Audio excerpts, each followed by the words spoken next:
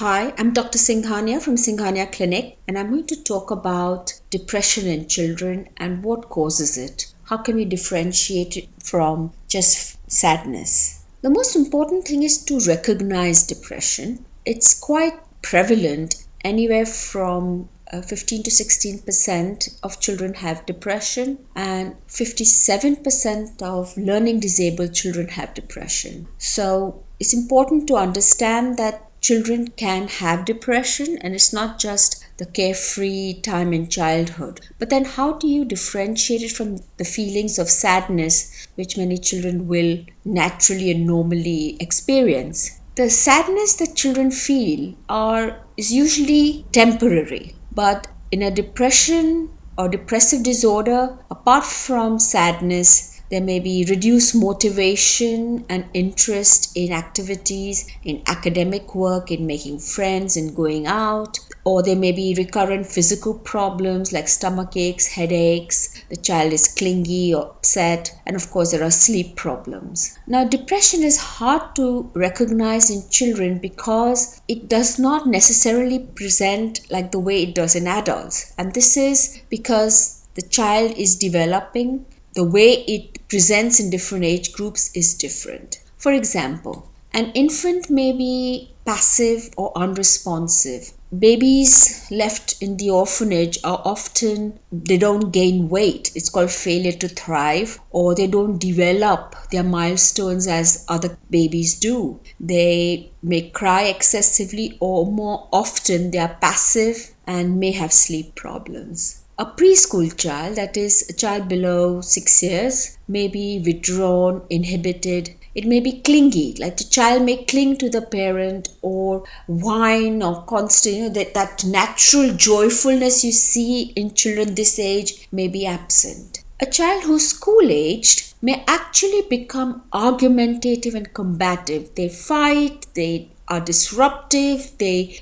get into fights in the classroom.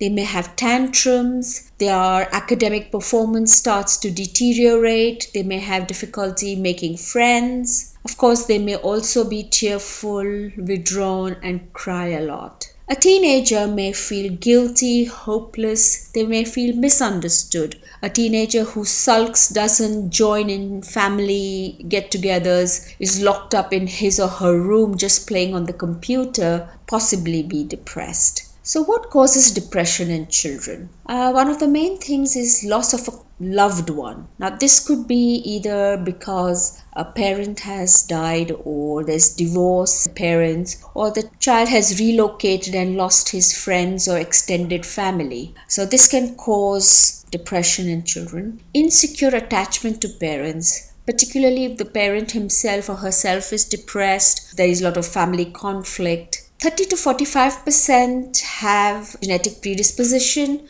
and it may run in families, the chances of being depressed. There are children who are more their sensitivity is heightened to stress. So they feel stressed more easily. They're usually associated with anxiety, and they can also develop depression. Problems in family and interpersonal relationship. I knew of a child whose friend had rejected her. The whole group decided that she wasn't cool enough, and they rejected her, and she went into depression.